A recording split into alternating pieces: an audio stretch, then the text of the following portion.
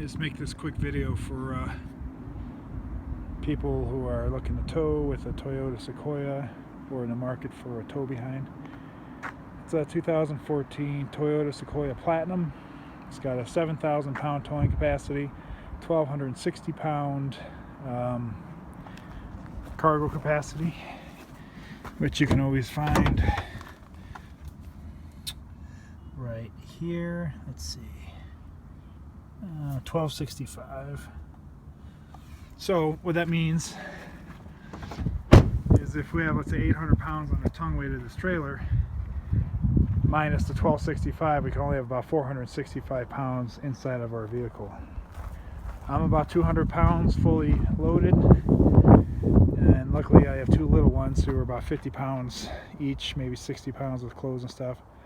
So we're about 320, and then my wife is about 120. That being said, we have the tongue weight on this thing down around 720 pounds, so we're just right there at the limits, but probably 50 pounds under, but we're within there. This is our equalizer weight distributing hitch. That's worked pretty good.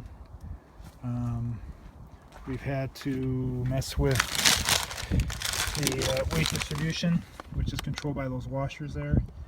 I took one out, and now I don't think I have quite enough, but it felt like 6 washers was too much. So we're still trying to get that dialed in, but it's perfectly level, perfectly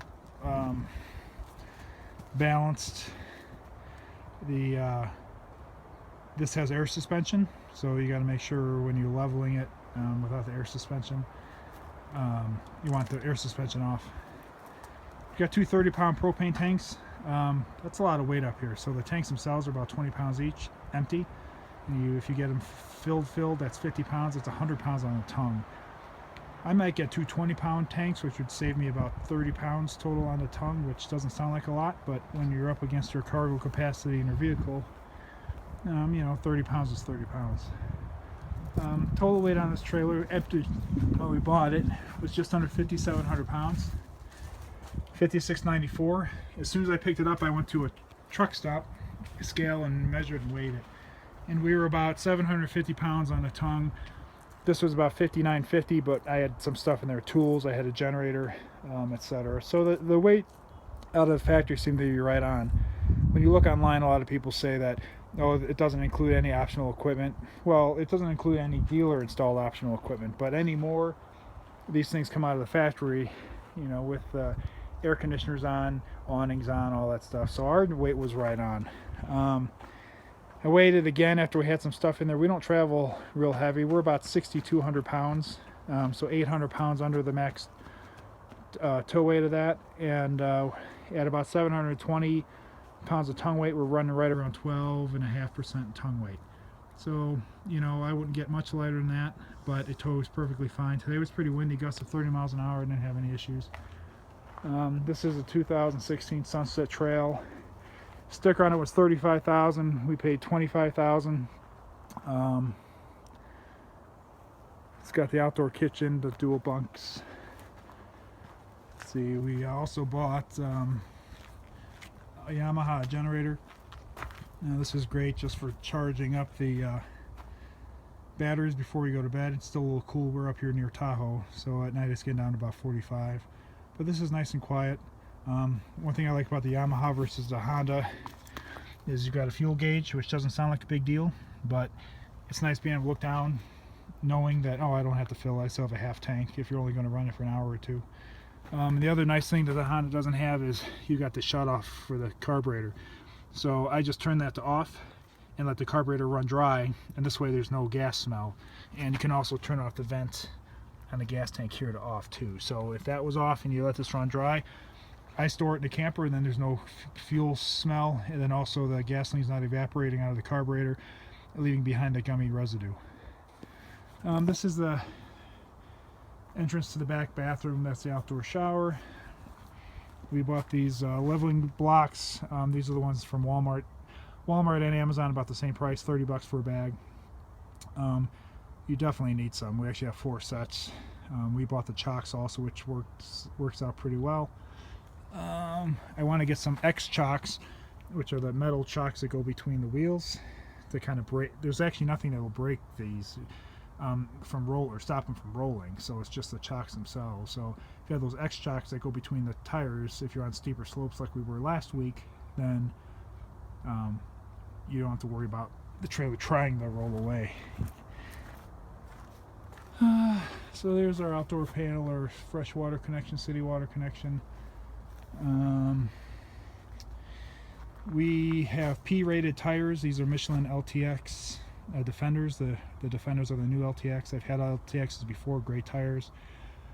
You can't get them in the E rating or the actual light truck rating in this size.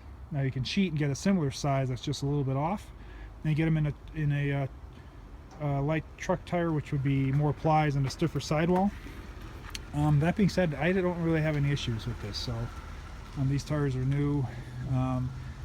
If I'd known I was buying the trailer, I probably would have missized them and gotten the light truck tires, but these ride great.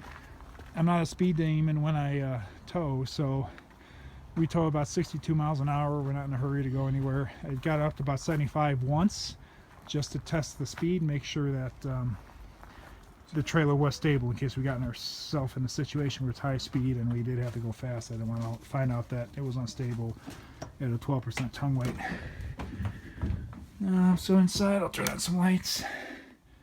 So it came with the TV, pull-out sofa bed, the dinette. You can see better videos online of this specific model. There's two bunks back there. One thing I did, or I've been doing, is under here there's some storage, and I carry some extra water and my tools and stuff back here. That helps with the tongue weight. So yeah, we just keep pretty much everything back of the, not everything, but you know, we're conscious. For example, we don't have anything in these cabinets or anything up in those except maybe some blankets or something, but even the blankets we generally store back here over the axles. So if you keep it balanced, if you keep it cognizant of your weights. I bought 2 scales on Amazon, which are 400-pound scales, and I'll just put 1 scale, 2 scales. I'll stack up the orange leveling blocks and put a 2x4 against it, and then I'll lower the tongue onto them, and then this way it splits the tongue weight between the 2 scales, and you know exactly what your tongue weight is. So I experimented with that.